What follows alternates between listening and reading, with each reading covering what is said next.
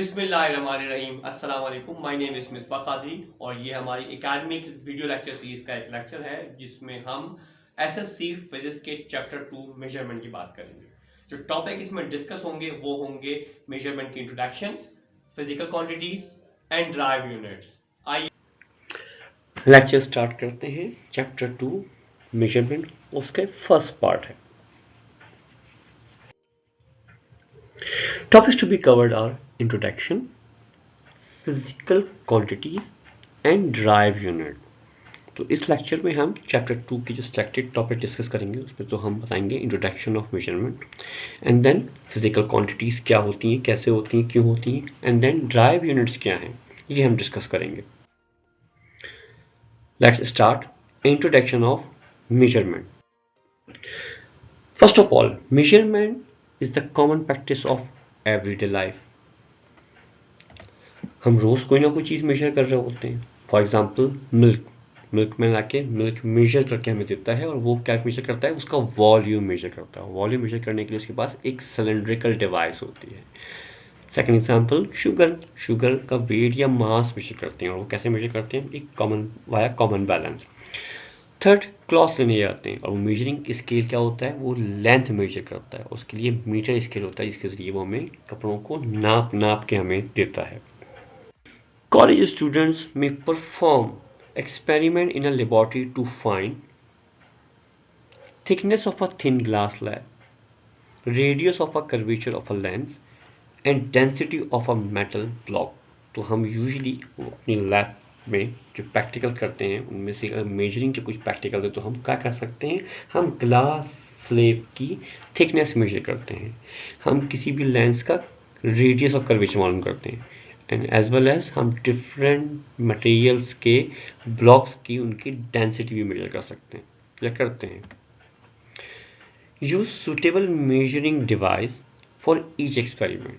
तो इन सब चीज़ों से वाज़ेह होता है कि किसी भी एक्सपेरिमेंट के लिए या किसी चीज़ को मेजर करने के लिए उसका एप्रोप्रिएट टूल या मेजरिंग डिवाइस होनी चाहिए। Then physical quantities like length, mass, volume, time, current, voltage and pressure may be measured using the relevant measuring device or instrument.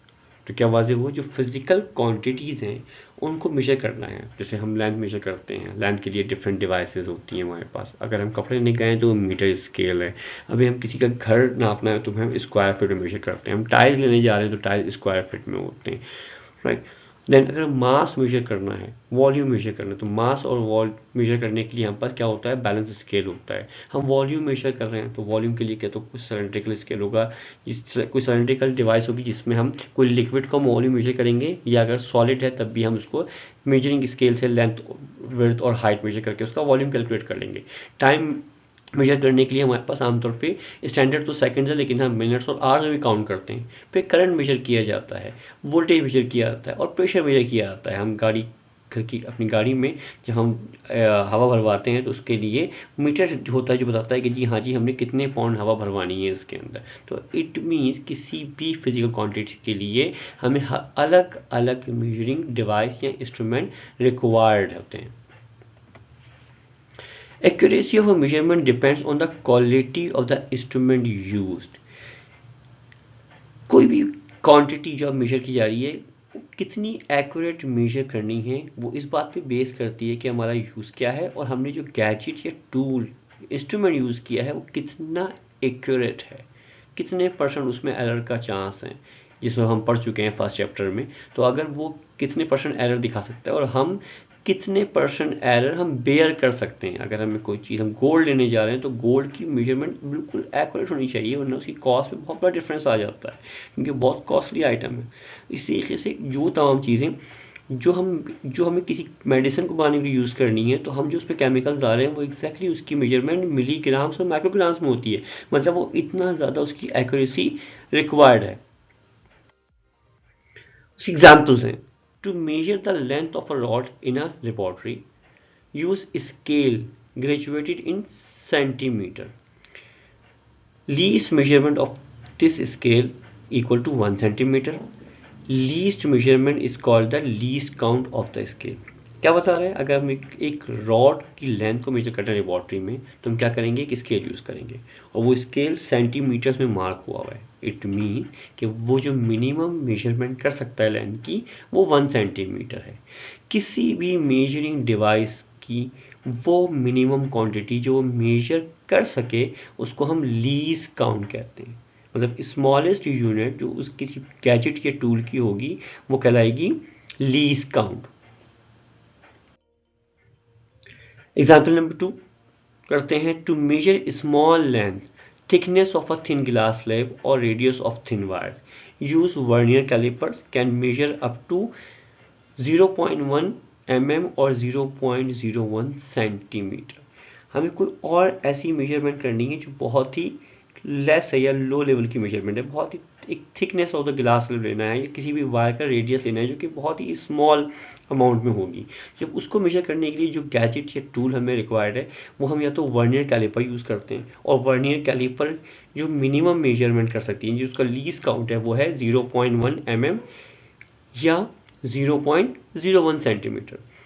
Same use micrometer screw gauge can measure up to 0.01 mm and 0.011 centimetre. इसलिए micrometer एक ऐसा gadget है जो कि vernier caliper से भी कम की measurement कर सकता है। तो इसका जो लीस्ट काउंट है वो 0.01 mm है। तो मतलब ये हुआ कि हम स्क्रू गेज की मदद से मिनिमम 0.01 mm की किसी भी क्वांटिटी को मेजर कर सकते हैं।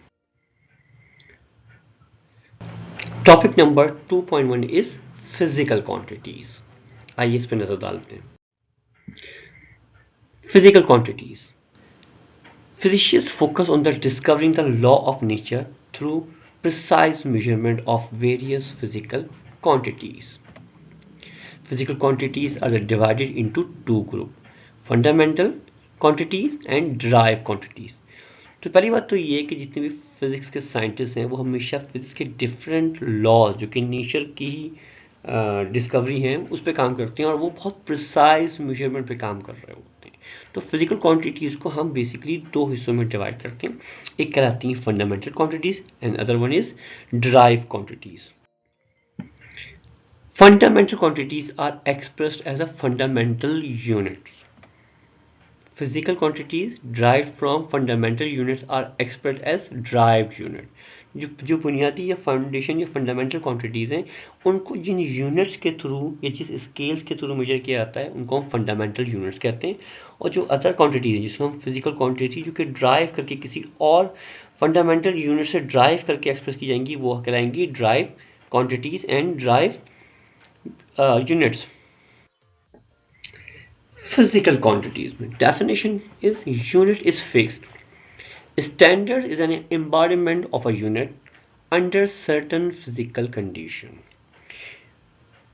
यूनिट क्या होती है, वो एक फिक्स है, एक स्टैंडर्ड है। मतलब अगर आपने किसी चीज़ को एक मीटर स्केल से नापना है तो जो मीटर स्केल की लेंथ है वो वर्ल्ड वाइड क्या है, सेम रहेगी। तो वो फिक्स्ड है, उसमें किसी भी तरह की वेरिएशन या किसी तरह का चेंज नहीं कर सकते आप, राइट। तो एक स्टैंडर्ड यूनिट डिज़ाइन की जाती है कि ये पर्टिकुलर कौन सी क्वांटिटीज़ को मेजर करने के लिए इस्तेमाल होंगी।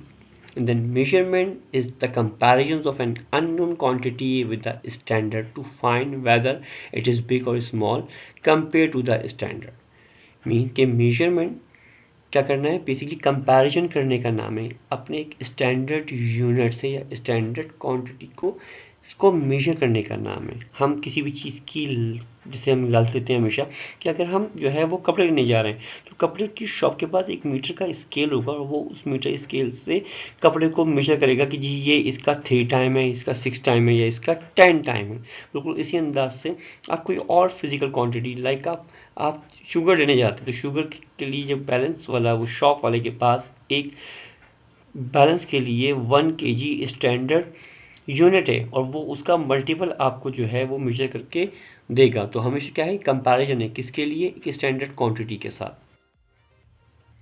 System of units, a set of fundamental and derived units. 3 system of units: CGS, SI units, and then British engineering system. किसी भी चीज़ को मेजर करने के लिए दुनिया भर में जो डिफरेंट यूनिट इस्तेमाल किए गए, तो 3 स्टैंडर्ड यूनिट्स बने वर्ल्ड वाइड, जिनमें से एक का नाम था सीजीएस सिस्टम, दूसरा था international system and third is British engineering system.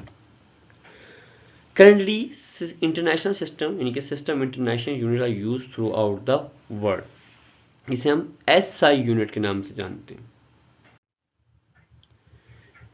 CGS system, 3 fundamental quantities are accepted: length in centimeters, mass in grams and time in seconds। तो CGS सिस्टम में 3 फंडामेंटल यूनिट्स थी, उनमें से जो क्वांटिटीज थी 3 fundamental, वो थी लेंथ, मास, time, और उनके रिस्पेक्टिव जो स्टैंडर्ड्स डिसाइड किए गए वो थे सेंटीमीटर, ग्राम्स एंड सेकंड। मतलब सीजीएस सिस्टम में लेंथ को मेजर करने के लिए यूनिट क्या थी, सेंटीमीटर, मास को मेजर करने के लिए ग्राम्स एंड टाइम को मेजर करने के लिए seconds. Next is international system, abbreviated as SI, System International, which is very convenient, provides a simple method for calculations. 7 fundamental quantities are accepted. International system में 7 fundamental quantities select की गई, तो क्या है आइए देखते हैं। फर्स्ट है लेंथ, जिसकी यूनिट क्या थी, metre. International system 7 fundamental quantities with their unit. International system के एसआई यूनिट सिस्टम के अंदर 7 क्वांटिटीज को सिलेक्ट किया गया एज ए फंडामेंटल या बेसिक क्वांटिटीज। उनकी जो यूनिट थी उसको भी फंडामेंटल यूनिट्स कहते हैं। और कौन कौन से 7 है आइए देखते हैं। फर्स्ट है length, measured in metre. Second quantity is mass, measured in kilogram. Third is time, measured in seconds. Fourth is electric current or electricity, measured in ampere. Fifth is amount of substance, measured in mole. Sixth is thermodynamic temperature, measured in Kelvin. And seventh is luminous intensity, measured in candela. तो बुनियादी तौर पे 7 quantities को standard माना गया, उनको fundamental unit माना गया, और उन क्वांटिटीज को मेजर करने के लिए यूनिट भी डिसाइड की गई। फिजिकल क्वांटिटीज में अब ब्रिटिश इंजीनियरिंग सिस्टम डिस्कस करते हैं। British engineering system have 3 fundamental quantities are accepted: length measured in foot, force measured in pound and time measured in second. तो बुनियादी तौर पर ब्रिटिश सिस्टम के अंदर जो 3 फंडामेंटल यूनिट्स हैं वो लेंथ, फोर्स, टाइम है, और वो मेजर हो रही हैं फुट, पाउंड और सेकेंड में। Mass is derived from the force unit pound and is called a slug. So 1 slug is equal to 32.17 pound mass, or which is also equal to 14.59 kg। तो बुनियादी तौर पे क्या है, मास एक ड्राइव यूनिट है जो कि फोर्स और पाउंड से यूज की गई है। तो हम बात करते हैं इसकी स्टैंडर्ड लेंथ की। तो स्टैंडर्ड लेंथ के लिए क्या यूज करते हैं हम, मीटर। वो हमारे पास गैजेट है या मीटर वो हमारी यूनिट है जो हम यूज करते हैं।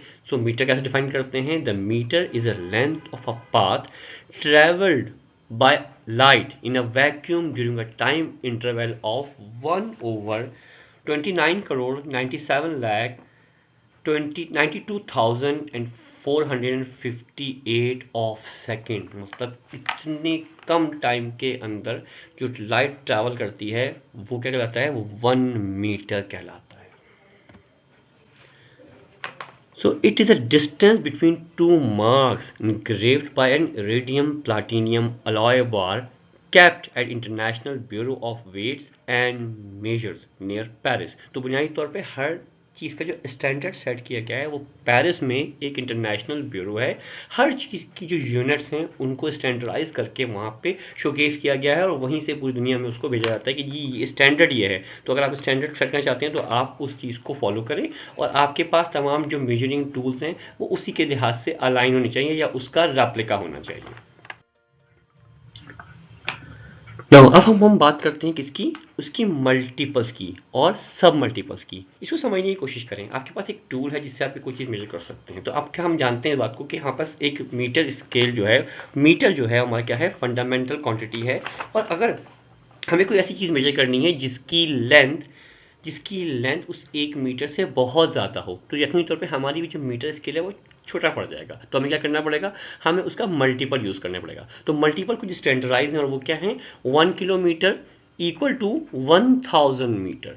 और उसको मैथमेटिक कैसे लिखते हैं, 10 टू द पावर 3 के अंदर, क्योंकि 1 के बाद 3 जीरोज हैं। और हम इसको मैथमेटिकल सिग्निफिकेंट फिगर में हम पढ़ चुके हैं इस चीज़ को कि 10 टू द पावर 3 जब लिखा जाएगा अगर वो 1000 होगा तो। नेक्स्ट हमारे पास, अब हम एक चीज़ ऐसी मेजर करने जा रहे हैं जो कि 1 मीटर स्केल से छोटी है। तो अगर हमें कोई स्मॉल क्वांटिटी को मेजर करना है जो कि 1 मीटर स्केल से लेस है, तो हम क्या करना पड़ेगा, तब हम 1 मीटर स्केल को 100 इक्विवेलेंट पार्ट में डिवाइड कर देंगे।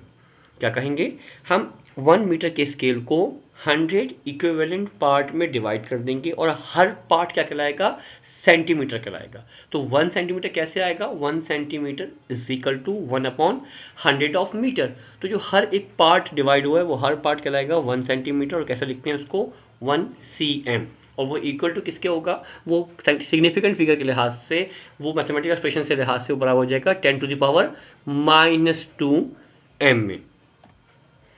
बिल्कुल इसी अंदाज से अब हमें कुछ और क्वांटिटी मेजर करनी है जो कि 1 सेंटीमीटर से भी छोटी है। तो अगर कोई छोटी, बहुत ही छोटी लेंथ, फॉर एग्जांपल हम ये कहते हैं हाँ जी हमें अपने बाल की थिकनेस मेजर करनी है, तो बाल की थिकनेस यकीनी तौर पे सेंटीमीटर से छोटी होगी। तो फिर हम क्या करेंगे, उसी 1 मीटर के स्केल को 1000 इक्विवेलेंट पार्ट में डिवाइड कर देंगे। तो जो हर एक पार्ट है वो कहलाएगा 1 मिलीमीटर। तो क्या हुआ, अगर आप 1 मीटर के स्केल को 100 इक्विवेलेंट पार्ट में डिवाइड करते तो हर पार्ट कहलाता था 1 सेंटीमीटर। और अगर आप 1 मीटर के स्केल को 1000 इक्विवेलेंट पार्ट में डिवाइड करें तो हर पार्ट क्या कहलाएगा, 1 मिलीमीटर। और लिखते कैसे हैं इसको, 1 mm। और ये कैसे आया, 1/1000 ऑफ मीटर। तो इसकी जो मैथमेटिकल वैल्यू आई है उसको मैथमेटिकली कैसे एक्सप्रेस करेंगे, 10 टू द पावर -3 मीटर में।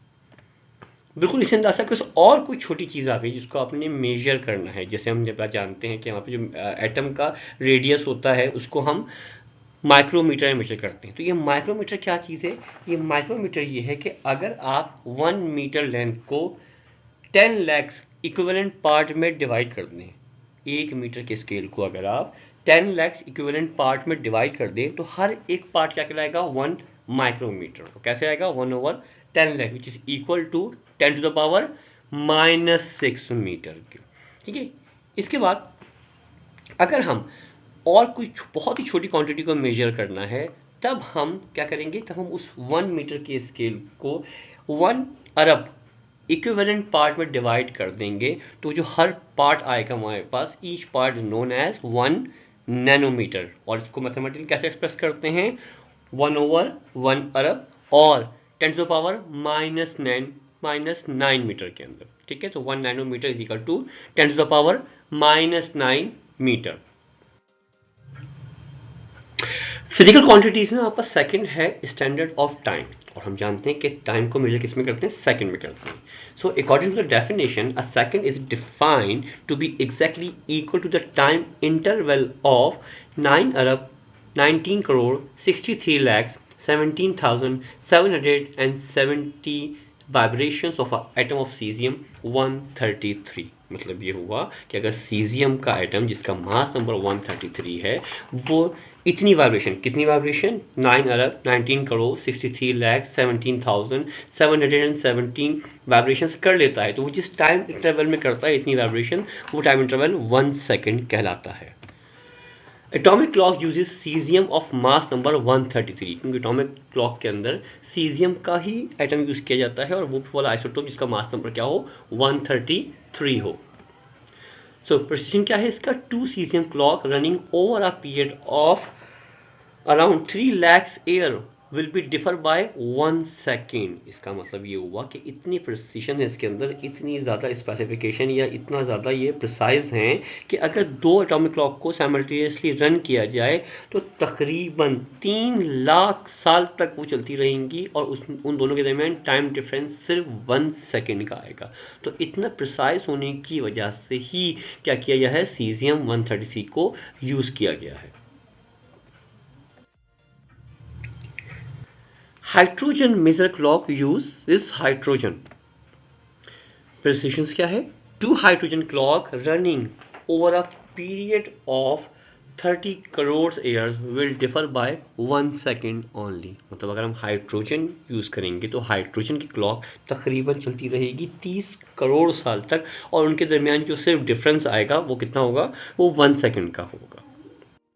Advantage of both these clocks can be constructed in a conventional laboratory and the standard of time second can be checked। तो मतलब ये हुआ कि ये इतना आसान है इन दोनों के दोनों एलिमेंट्स को यूज़ करके क्लॉक बनाना कि एक तो हम इसको कन्वेंशनल लेबॉर्ट्री में यूज़ करते हैं, इसके लिए कोई बहुत ही हाईटेक लेबॉर्ट्री की ज़रूरत नहीं है, ताकि हम जो है वो उनको रन करके स्टैंडर्ड ऑफ टाइम हर जगह पे सेट कर सकते हैं। No matter how the standard is defined, the method will always involve some sort of periodic motion। तो मतलब ये हुआ कि हम स्टैंडर्ड सेट करते हैं कैसे, पीरियोडिक मोशन के लिहाज से। हम बात जानते हैं पीरियोडिक मोशन का मतलब क्या होता है कि कोई भी चीज़, कोई भी मोशन इक्वल इंटरवल टाइम के अंदर रिपीट हो रही हो, हर दफ़ा इक्विवेलेंट टाइम के अंदर इक्विवेलेंट उसकी मोशन हो रही है, तो उसको हम पीरियोडिक मोशन कहते हैं। तो स्टैंडर्ड जो सेट किया गया टाइम का कि हमेशा इक्विवेलेंट टाइम के अंदर उसकी मूवमेंट या वाइब्रेशन क्या रहेगी, वो बार बार रिपीट करेगा उतनी ही वाइब्रेशन जितनी 1 सेकेंड में उसने की थी। तो इस वजह से इसको स्टैंडर्ड जो है वो सेट किया गया है। नाउ अब बात करते हैं टाइम की मल्टीपल्स और सब मल्टीपल्स ऑफ सेकंड की। तो एग्जैक्टली हम ये बात जानते हैं कि 1 minute is equal to 60 seconds. और इसको लिखते कैसे हैं, मिनट्स के लिए MIN यूज किया जाता है और सेकंड के लिए सिर्फ और सिर्फ S लिया जाता है।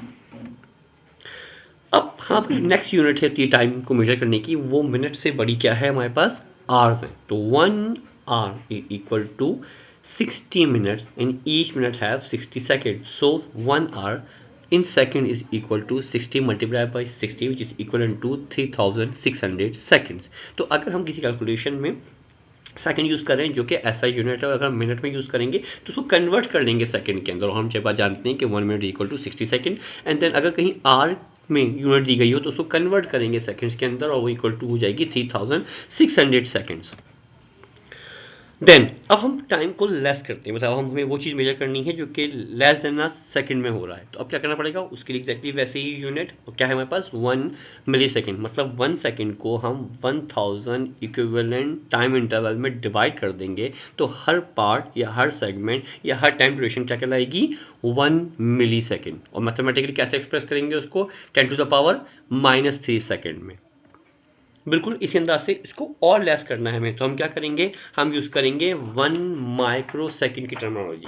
तो 1 माइक्रो सेकेंड क्या होता है हमारे पास, अगर हम किसी भी चीज़ को किस में डिवाइड कर रहे हैं, हम डिवाइड कर रहे हैं उसको 10 लैक्स इक्विवेलेंट पार्ट के अंदर। हम 1 सेकेंड की ड्यूरेशन को 10 लैक्स इक्विवेलेंट पार्ट में डिवाइड कर रहे हैं, तब जो एक टाइम इंटरवल कहलाएगा वो कहलाएगा 1 माइक्रो सेकेंड। और मैथमेटिक कैसे एक्सप्रेस करेंगे उसको, 10⁻⁻6 सेकेंड के अंदर। बिल्कुल इसी अंदाज से यहाँ पास एक और छोटी यूनिट भी है और वो क्या है, this is the 1 nano second. And 1 nano second कैसे आता है कि हम 1 सेकेंड को 1 अरब इक्विवेलेंट कंपोनेंट या इक्विवेलेंट पार्ट में डिवाइड कर दें, तो वो जो एक टाइम ड्यूरेशन आई यहाँ पर, वो जो एक पार्ट आया उसका वो कहलाता है 1 नैनो सेकेंड। और उसको कैसे मैथमेटिकली एक्सप्रेस करते हैं, 10⁻⁻9 में। So -3 represent milli, -6 represent micro and -9 represent nano. अब चाहे वो मीटर हो चाहे वो सेकेंड हो, तो -3 मिली, -6 माइक्रो एंड -9 नैनो को रिप्रेजेंट करता है। नाउ स्टैंडर्ड ऑफ मास, और हम जानते हैं कि मास को मेजर करने की यूनिट क्या है, किलोग्राम है। So as per the definition, 1 kilogram is the mass of platinum rhodium alloy cylinder which is kept at the International Bureau of Weights and Measures near Paris। So exactly यही है कि क्या किया गया है, प्लाटीनियम रेडियम का एक alloy cylinder बनाया गया है और उसको इंटरनेशनल ब्यूरो में सेव किया गया है, और वो उसको डिफाइन करता है किसको, 1 किलोग्राम को, जो कि स्टैंडर्ड किसका है, मास का। So replica of standard of mass have been sent to several countries. अब ज़ाहिर है एक स्टैंडर्ड डिसाइड किया गया, बताया गया कि ये स्टैंडर्ड है दुनिया भर में जहाँ भी कहीं किलोग्राम मेजर किया जाएगा तो वो इसके इक्विवेलेंट होना चाहिए। तो वो स्टैंडर्ड को बना के उसको दुनिया भर में सब कंट्रीज में भेजा गया कि भाई आप अपने अपने स्टैंडर्ड सेट कर लीजिए। जैसे हम कहीं जाते हैं तो अपनी क्लॉक सेट करते हैं कि यार इतने बजे निकलना है, इतने बजे पहुँचना है। बिल्कुल इस अंदाज से उस स्टैंडर्ड को डिसाइड करके पूरी दुनिया में डिस्ट्रीब्यूट किया गया कि अगर हम कहीं पे से ऑर्डर करें कि हमें 1 किलोग्राम ऑफ शुगर चाहिए तो वो वही क्वांटिटी हो जो हम अज्यूम करें कि हमारा 1 किलोग्राम इतना है। तो अगर पाकिस्तान का 1 किलोग्राम जितना है उतना ही चाइना का भी 1 किलोग्राम होगा, उतना ही यूरोप का भी होगा, उतना ही अमेरिका का भी होगा, उतना ही चिली का भी होगा। तो इट मीन्स तमाम जगहों पे 1 किलोग्राम एक स्टैंडर्ड बन गया है। और हम जब कोई चीज़ क्वांटिटी किसी मुल्क में इंपोर्ट करते हैं या एक्सपोर्ट करते हैं तब ये जो स्टैंडर्ड्स हैं ये हमें काम देते हैं कि हमें जितनी कंजम्पशन है, हमें पता है हमारे लिहाज से इतनी कंजम्पशन है, हम उसको वो डिमांड करेंगे तो एग्जैक्टली वो हमें उतनी ही क्वांटिटी में हमें वो डिलीवर करेगा जितनी हमारी रिक्वायरमेंट है। लिहाजा स्टैंडर्ड सेट करके पूरी दुनिया को एक पेज पे लाया गया है, सबको एक ही अलाइन किया गया है कि स्टैंडर्ड दुनिया भर में मेजरमेंट के क्या होने चाहिए। अब हम बात करेंगे किलोग्राम्स के मल्टीपल्स एंड सब मल्टीपल्स की। तो अब हमारे पास अगर 1 किलोग्राम से कुछ छोटी चीज़ इसको मेजर करनी है तो अब यहाँ पर उससे जो स्मॉल यूनिट है वो क्या है, वो है ग्राम। और वो कैसे हासिल होती है, अगर हम 1 किलोग्राम के मास को 1000 इक्विवेलेंट पार्ट में डिवाइड कर दे तो हर पार्ट कहलाएगा 1 ग्राम। और मैथमेटिकली इसको रिप्रेजेंट करेंगे कैसे, 10⁻³ किलोग्राम। देन अगर उससे भी स्मॉल क्वांटिटी मेजर करनी है तब हमारे पास क्या है, हम उस 1 किलोग्राम को डिवाइड कर देंगे 10 lakhs इक्विवेलेंट पार्ट में और हर पार्ट क्या कहलाएगा 1 मिलीग्राम। और मैथमेटिकली कैसे रिप्रेजेंट करेंगे उसको 10⁻⁻⁶ kg में। बिल्कुल इसी अंदाज से हमारे पास अगर और स्मॉल यूनिट है और वो कौन सी है हमारे पास 1 माइक्रोग्राम। अगर हम 1 kg के मास को तकरीबन 1 अरब सेगमेंट में ब्रेक कर दें या उसको हम 1 अरब कंपोनेंट बना लें, इक्विवेलेंट कंपोनेंट, तो हर कंपोनेंट या हर मास क्या कहलाएगा 1 माइक्रोग्राम। और ये किसकी मैथमेटिकल एक्सप्रेशन कैसे होगी, 10⁻⁹ kg। मिलीग्राम और माइक्रोग्राम यूजली कहाँ मेडिसिन में यूज होती हैं। हम जब कोई टैबलेट खरीद के लाते हैं तो उस पर लिखा हुआ है कि कोई भी केमिकल या उसमें जो मेडिसिन की क्वांटिटी है वो किस में होती है, वो मिलीग्राम्स में होती है। डॉक्टर जो आपको प्रिस्क्रिप्शन लिख के देता है उसमें जो मेडिसिन लिखी हुई होती हैं उन सब के आगे उसकी यूनिट लिखी हुई होती है कि ये 5 मिलीग्राम है, ये 10 मिलीग्राम है। तो यूजली हम मिलीग्राम और माइक्रोग्राम की स्ट्रेंथ को कहाँ मेजर करते हैं, इस तरीके से केमिकल्स में और जो है वो मेडिसिन में यूज़ करते हैं। नाउ अब बात हो गई है एसआई बेस यूनिट की। हम जानते हैं एसआई क्या है, SI is the system international. तो सिस्टम इंटरनेशनल बेस यूनिट्स हमारे पास टोटल 7 हैं। नंबर 1 है टाइम, मेजर करते हैं सेकंड्स में और रिप्रेजेंट करने के लिए सिंबल क्या यूज़ करते हैं, स्मॉल एस यूज़ करते हैं। देन नेक्स्ट है हमारे पास क्वांटिटी लेंथ की, जिसको हम मेजर करते हैं मीटर के अंदर और रिप्रेजेंट कैसे करते हैं, इसकी सिंबल क्या है, small m. Next quantity, third quantity हमारे पास मास है, मेजर करते हैं किसमें, किलोग्राम में, सिंबल्स क्या यूज़ करते हैं, केजी। फोर्थ हमारे पास अमाउंट ऑफ सब्सटेंस है, रिप्रेजेंट करते हैं किससे, मोल, इसका जो है वो नेम है यूनिट का। और मेजर किस रिप्रेजेंट करने के लिए हम MOL यूज़ करते हैं, सिर्फ मोल। फिफ्थ है हमारे पास थर्मोडायनामिक टेम्परेचर। टेम्परेचर यूजली हम यूज़ करते हैं सेंटीग्रेड और फॉरेनहाइट के अंदर, लेकिन ऐसा यूनिट में सेंटीग्रेड और फॉरेनहाइट नहीं है बल्कि क्या है, केल्विन है। और केल्विन को रिप्रेजेंट किया जाता है स्मॉल के से। और इसमें इंटरेस्टिंग बात और याद रखने वाली बात यह है कि केल्विन के ऊपर वैसा बबल नहीं आता जैसा बबल हम सेंटीग्रेड या फॉरेनहाइट के ऊपर बनाते हैं। तो थर्मोडायनामिक टेम्परेचर की यूनिट क्या है, kelvin, represent by K. Six है हमारे पास electric current, and electric current measured in ampere और सिंबल है उसकी इस कैपिटल ए। सेवन्थ है हमारे पास luminous intensity measured in candela और रिप्रेजेंट करते हैं किससे, CD से। तो ये 7 हमारे पास बेसिक SI यूनिट्स हैं जिसकी वजह से हम दुनिया की तकरीबन तमाम चीज़ों को जो है वो मेजर कर सकते हैं। और जो इससे डायरेक्टली मेजर नहीं होती वो इन सब के डिफरेंट अंदाज से मैनिपुलेट करके हम नई यूनिट्स बनाते हैं और यूनिट्स को हम क्या कहते हैं, डिराइव्ड यूनिट कहते हैं। अब हम बात करते हैं सर मेजर लेंथ की, जो तकरीबन अप्रॉक्सीमेट मैंने निकाली गई है। और ये चार्ट इस बात को एक्सप्लेन या एक्सप्रेस करता है कि जो मीटर एक यहाँ पर फंडामेंटल यूनिट है, उस कौन कौन सी ऐसी क्वांटिटीज़ के बहुत सारी ऐसी क्वांटिटीज़ हैं जो उससे मल्टीपल टाइम हायर हैं और कौन सी ऐसी क्वांटिटीज़ हैं जिससे मल्टीपल टाइम क्या है, लेस हैं। तो एक हम ओवरव्यू लेते हैं, अंदाज़ा होगा कि मीटर स्केल के साथ हम क्या कर सकते हैं, या जो हमारे अतराफ की जो मेजरेबल आइटम्स हैं, क्वांटिटीज़ हैं, उनके लिए मीटर स्केल की क्या वर्थ है। तो नंबर 1 है हमारे पास यहाँ पर एक फर्दर ऑब्जर्व क्रोसर है जो तकरीबन 2 × 10⁻26 मीटर के डिस्टेंस पे है। जो हमारी एक गैलेक्सी है उसका नाम है एंड्रोमेडा गैलेक्सी, उसका जो डिस्टेंस है हमसे तकरीबन 2 × 10⁻22 मीटर है। रेडियस हमारी गैलेक्सी, जिसको हम मिल्की वे कहते हैं, जो हमारी गैलेक्सी है उसका जो रेडियस है वो है 6 × 10⁻19 मीटर। जो हमसे नियरेस्ट स्टार है उसका वो तकरीबन हमसे फासले पे है 4 × 10⁻16 मीटर के। प्लेटो जो एक बहुत बड़ा प्लैनेट है, उसका जो ऑर्बिट है, वो जो ऑर्बिट सब कवर कर रहा है, उसकी जो लेंथ है वो कितनी है 6 × 10⁻12 मीटर। इसके अलावा रेडियस ऑफ सन है 7 × 10⁸ मीटर।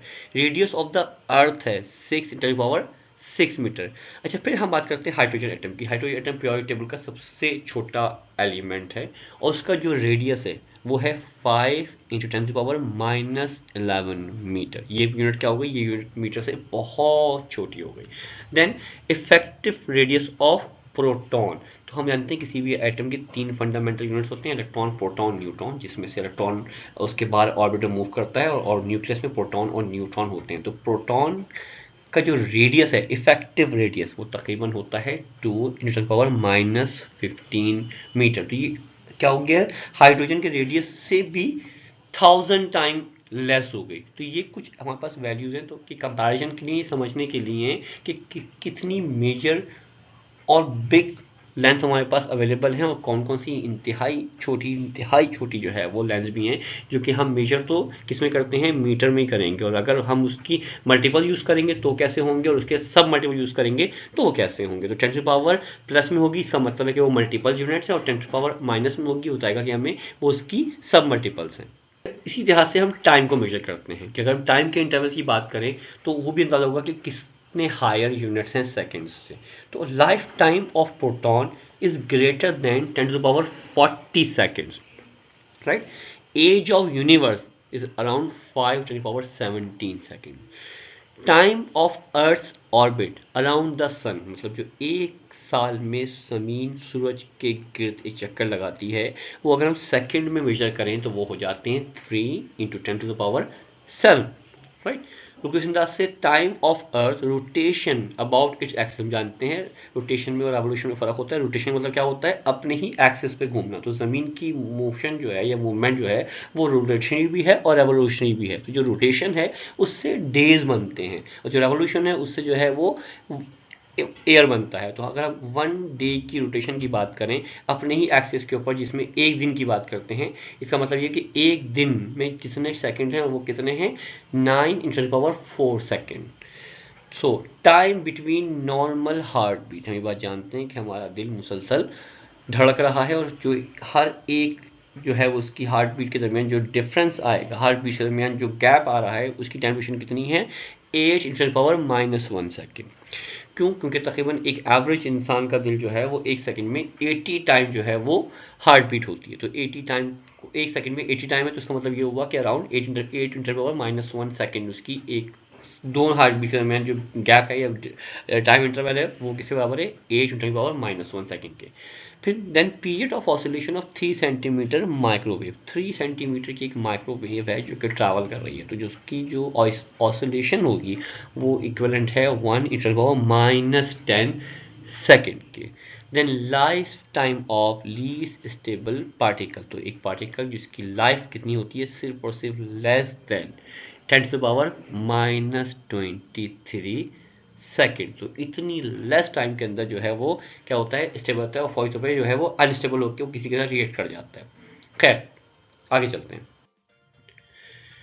इस अंदाज से हम मेजर करते हैं किसको, मास को। अगर मास की यूनिट्स को कंपेयर करने के लिए यहाँ पर एक और चार्ट है, तो हम देखते हैं उसको कहाँ पर, नॉन यूनिवर्स, मतलब हमारी जो ज़मीन है, जो हमारी जो यूनिवर्स है, उसका अप्रॉक्सीमेट मास कितना है, उसका मास है 10⁻53 किलोग्राम। हम जिस गैलेक्सी में रहते हैं, मतलब मिल्की वे का अप्रॉक्सीमेट मास है 2 × 10⁻43 किलोग्राम। सन का जो मास है वो है 2 × 10⁻30 किलोग्राम। अर्थ का जो मास है वो है 6 × 10⁻24 किलोग्राम। देन मून का जो मास है वो है 7 × 10⁻23 किलोग्राम। देन उसके बाद अब हम आते हैं लेस यूनिट्स के ऊपर। जो स्पीक ऑफ डस्ट होते हैं उसका मास होता है 7 × 10⁻⁻10 किलोग्राम। एक नॉर्मल वायरस का मास अप्रॉक्सीमेटली होता है 1 × 10⁻⁻15 किलोग्राम। यूरेनियम के एटम का जो मास है वो है सिर्फ 4 × 10⁻26 किलोग्राम। प्रोटॉन का मास है 2 × 10⁻27 किलोग्राम और इलेक्ट्रॉन का जो मास है वो है 9 × 10⁻31 किलोग्राम। तो ये जो चार्ट है ये हमें बता रहा है कि कौन सी यूनिट किलोग्राम में बहुत बड़ी क्वांटिटीज़ हैं और कौन सी इंतहाई स्मॉल क्वांटिटीज़ हैं जिसको हम मेजर कर सकते हैं किलोग्राम में। नेक्स्ट टॉपिक है हमारा 2.2 और वो है ड्राइव यूनिट्स के बारे में। तो आइए ड्राइव यूनिट्स शुरू करते हैं। ड्राइव यूनिट्स क्या है? Physical quantities derived from the fundamental quantities are known as derived quantities. तो वो तमाम फिजिकल क्वांटिटीज जिनको जो फंडामेंटल क्वांटिटीज मतलब उन 7 फंडामेंटल क्वांटिटीज में नहीं आती हैं, वो डिफरेंट क्वांटिटीज हैं। तो उनको मेजर करने के लिए हम फिजिकल क्वांटिटीज का रिलेशन निकालते हैं, उनको मैनिपुलेट करते हैं। तो देन जो हमारे पास क्वांटिटीज आएंगी वो कहलाएंगी ड्राइव क्वांटिटीज और उनको जो मेजर किया जाएगा वो कहलाएगा ड्राइव यूनिट्स। तो क्या हो जाएगा? Units of derived quantities are called derived units. आइए ड्राइव यूनिट की एक एग्जांपल करते हैं। तो volume of a box equal to length into breadth into height. और हम जानते हैं कि लेंथ की यूनिट क्या है? मीटर है। ब्रेथ भी एक्चुअली लेंथ ही तो है, तो उसकी यूनिट भी क्या है? मीटर है। और हाइट जो है वो भी लेंथ है, लिहाजा उसकी यूनिट भी क्या है? मीटर है। Then metre into metre into metre तो इक्वल टू मीटर क्यूब। तो वॉल्यूम को मेजर करने की जो ऐसा यूनिट है वो क्या है? Metre cube. So speed, acceleration, force, density, areas are derived quantities and their units are derived unit। तो मतलब क्या हुआ कि जो एग्जांपल दी हमने स्पीड की, एक्सेलरेशन, फोर्स, डेंसिटी, एरिया और बहुत सारे यूनिट्स हैं जिनको हम ड्राइव क्वांटिटीज कहते हैं क्योंकि इनकी जो यूनिट्स हैं वो ऐसा यूनिट से ड्राइव करके आई हैं। आइए कुछ ड्राइव यूनिट्स में नजर डालते हैं हमारे पास। तो some derived units are quantity speed. Symbol क्या है इसका? v। यूनिट क्या है? मीटर पर सेकंड। इसमें से मीटर भी ऐसा यूनिट है और सेकंड भी ऐसा यूनिट है। जो इसकी स्टैंडर्ड यूनिट बनी स्पीड को मेजर करने की यूनिट है वो है मीटर पर सेकंड और यूनिट की सिंबल क्या है उसकी? m/s हम लिखते हैं उसको। नेक्स्ट क्वांटिटी यहाँ पास एक्सेलरेशन, वो भी एक ड्राइव यूनिट है और उसको रिप्रेजेंट किया जाता है वाया सिंबल a से। तो जो उसकी यूनिट है वो है मीटर पर सेकंड स्क्वायर और इसको लिखते कैसे हैं? इसको लिखते हैं मीटर स्लैश सेकेंड और सेकेंड पे स्क्वायर लगा देते हैं। वॉल्यूम अभी हम देख चुके हैं ऊपर कि वॉल्यूम क्या है? एक ड्राइव यूनिट है, रिप्रेजेंट किया जाता है v से। यूनिट क्या है इसकी? क्यूबिक मीटर और m क्यूब लिखा जाता है। तो कुछ अंदाज से फोर्स भी एक ड्राइव यूनिट है, रिप्रेजेंट बाय f और उसकी यूनिट क्या है? न्यूटन। और 1 newton is equal to 1 kg 1 metre divide by 1 second square और लिखते कैसे हैं उसको? kgm/s स्क्वायर के। नेक्स्ट है हमारे पास प्रेशर भी एक ड्राइव यूनिट है, रिप्रेजेंट करते हैं उसको P से और इसकी यूनिट है पास्कल और पास्कल किसके बराबर होता है? 1 न्यूटन बाय 1 मीटर स्क्वायर। तो उसको लिखेंगे कैसे? न्यूटन पर मीटर स्क्वायर। नेक्स्ट है हमारे पास वर्क भी एक ड्राइव यूनिट है, रिप्रेजेंट बाय W। यूनिट उसकी जूल है और 1 joule is equal to newton metre. Charge एक और ड्राइव यूनिट है, रिप्रेजेंट बाय Q और यूनिट को मेजर करने के लिए हम क्या यूज करते हैं? इसको कूलम यूज करते हैं और 1 coulomb is equal to ampere second इसकी यूनिट सिंबल है। ड्राइव यूनिट्स के एडवांटेज में नजर डालते हैं। Advantage of SI system of unit. Number 1, it makes calculation easier. जाहिर है दुनिया भर में अगर एक ही यूनिट यूज हो रही होंगी तो हर एक को अंडरस्टैंडिंग डेवलप हो जाएगी, दूसरे के साथ सिंक हो जाएंगे और कैलकुलेशन क्या हो जाएगी? बहुत ही आसान हो जाएगी, कन्वर्जन की जरूरत नहीं पड़ेगी। Smaller and bigger numbers can be obtain by a simple division or multiplication by a factor of 10। तो मतलब ये हुआ कि 10 टू द पावर में हम बड़े आराम से रिप्रेजेंट कर सकते हैं तमाम ऐसा यूनिट को। अभी हमने थोड़ी देर पहले लेक्चर को में डिस्कस कर रहे थे, हमने टाइम को डिस्कस किया, लेंथ को डिस्कस किया और किलोग्राम को यूज़ किया। तो हम उसके मल्टीपल और सब मल्टीपल डिस्कस किए जिसमें हमने हर चीज़ को 10 टू द पावर में रिप्रेजेंट किया था। देन ड्राइव यूनिट्स की prefixes with the unit use for the larger and smaller quantity. मतलब प्रीफिक्स के जरिए आप क्या कर सकते हैं? यूनिट्स को बता सकते हैं कि ये लार्जर क्वांटिटीज में हैं या स्मॉलर क्वांटिटीज में हैं। तो Greek roots for the factor greater than unity. तो ग्रीक जो रूट्स हैं, ग्रीक जो लेटर्स हैं, उनको हम यूज़ करते हैं किसमें, जब हमारे पास ग्रेटर क्वांटिटी हो, ग्रेटर फैक्टर्स हों, किसके अंदर उस यूनिटी से ज़्यादा हों। जैसे हमने किलो यूज़ किया, हमने मेगा यूज़ किया, हमने गीगा यूज़ किया, तो ग्रीक हैं ये सब के सब लेटर। तो किलो, गीगा और मेगा एंड देन जो है वो टेरा, ये टर्मिनोलॉजीज यूज़ की जाती हैं किसके लिए, ग्रेटर फैक्टर को रिप्रेजेंट करने के लिए। बिल्कुल इसी अंदाज से जो लैटिन रूट्स हैं वो यूज़ करते हैं फॉर लेस देन यूनिटी के लिए। जब हमने यूज़ किया मिली यूज़ किया, माइक्रो यूज़ किया, नैनो यूज़ किया, ये सब क्या हैं, ये लैटिन रूट्स हैं। अच्छा, इसके अलावा एक और यूनिट यूज़ की जाती है और वो है डैनिश रूल। इसको हम फेम्टो एंड एटो कहते हैं। तो फेम्टो और एटो अभी इस लेवल पे शायद नहीं हम पढ़ाएंगे, लेकिन आगे फेम्टो और एटो भी यूज़ किया जाता है, वो भी आपको एक्सप्लेन किया जाएगा। तो जनाब ये आपके पास आ गए एसआई प्रीफिक्सेस की एक डिटेल। जब फैक्टर 10 टू द पावर 18 होगा उसके लिए एक्सा यूज़ किया जाएगा और सिंबल उसकी ई है। फिर आपके पास अगर फैक्टर 10 टू द पावर 15 का होगा तो उसके लिए पीटा यूज़ किया जाएगा, रिप्रेजेंट किया जाएगा उसको पी के जरिए, कैपिटल पी के जरिए। देन अगर 10 टू पावर 12 का फैक्टर है तो उसको टेरा कहते हैं और सिंबल टी यूज़ करते हैं। और अगर 10 टू पावर 9 का फैक्टर है उसको हम गीगा कहते हैं और उसके लिए हम जी यूज़ करते हैं। और ये टर्मिनोलॉजी हमारे लिए ये सब की सब कोई नई नहीं है। इसके साथ हम जो है वो 10 टू पावर 6 यूज़ करते हैं मेगा के लिए, represent by M. 10 to power 3 use करते हैं किलो के लिए, represent by K. And 10 power 2 use करते हैं हेक्टा के लिए, उसके लिए एच यूज़ करते हैं। और 10 पावर 1 यूज़ करते हैं डेका के लिए, उसको डी ए से यूज़ करते हैं। इनमें से किलो, मेगा, गीगा, टेरा, ये वो टर्मिनोलॉजीज़ हैं या वो फैक्टर्स हैं जो हम रूटीन लाइफ में यूज़ करते हैं। मिसाल के तौर पे हम कोई भी स्टफ़ लेके आते हैं मार्केट से तो वो आमतौर पे केजी में होता है कि हाँ जी 1 kg शुगर, 3 kg राइस। तो बेसिकली केजी मतलब 1000 of gram is the kilo, वो यूज़ करते हैं। इसके अलावा हम किलोमीटर भी यूज़ करते हैं। तो किलो का मतलब हो गया 1000 टाइम। बिल्कुल अंदाज से मेगा का भी टर्म हम बहुत आराम से यूज़ करते हैं। बताते हैं कि जी हमारे जो सेल फोन का कैमरा है वो 12 मेगापिक्सल का है या वो 9 मेगापिक्सल का है। तो इसका मतलब mega means 10 to power 6 and then giga. Giga भी हमारी नॉर्मल टर्म यूज़ होता है और कॉमन वर्ड है हमारे लिए कि हाँ जी हमारी जो यूएसबी है वो 16 GB की है, वो 32 GB की है। हमारे सेल फोन में जो मोबाइल कार्ड लगा हुआ है वो 64 GB का है। तो GB मीन्स गीगा और 10 टू पावर 9। तो अंदाज से टेरा, टेरा का मतलब होता है 10 टू पावर 12। और ये भी यूज़ करते हैं हाँ जी हमारी जो एक्सटर्नल ड्राइव है वो 2 TB की ड्राइव है। तो TB मीन्स टेरा मतलब 10 टू पावर 12 ऑफ बिट्स, क्योंकि वहाँ पे यूनिट क्या यूज़ होगी, बिट्स की यूज़ होती है या बाइट की यूज़ होती है। अब हम स्मॉलर यूनिट्स की बात करते हैं। स्मॉलर यूनिट्स की बात करते हैं तो उसमें से क्या है हमारे पास 10 टू पावर अगर -1 है उसको हम डेसी यूज़ करते हैं। अगर 10 टू पावर -2 है उसके लिए सेंटी यूज़ करते हैं और रिप्रेजेंट करते हैं सी से। 10 टू पावर -3 है तो उसको रिप्रेजेंट करते हैं मिली से और लिखते क्या है उसको स्मॉल एम। 10 टू पावर -6 का फैक्टर है तो उसको हम प्रीफिक्स क्या है उसका माइक्रो और represent by small m. Then 10 to the power -9 का फैक्टर है तो उसको रिप्रेजेंट करते हैं नैनो से और लिखते कैसे हैं उसको एन से। इसके अलावा जो प्रीफिक्स अगर पिको है तो it means 10 to the power -12 का वो फैक्टर है और रिप्रेजेंट बाय स्मॉल पी। बिल्कुल इस अंदाज से 10 टू द पावर -15 फेम्टो है और 10 टू द पावर -18 जो है वो एटो है। इस वीडियो लेक्चर से मुतालिक आपका कोई भी क्वेश्चन हो तो कमेंट सेक्शन में कमेंट करके बताइए और हम यही बताइए कि मजीद आपको किन किन टॉपिक पे लेक्चर रिक्वायर्ड है। आई होप कि आपको हमारा लेक्चर जरूर पसंद आया होगा। हमें कमेंट सेक्शन में कमेंट करके बताइए। हमें इसके अलावा यही बताइए कि आपको मजीद कौन कौन से टॉपिक पे लेक्चर रिक्वायर्ड है।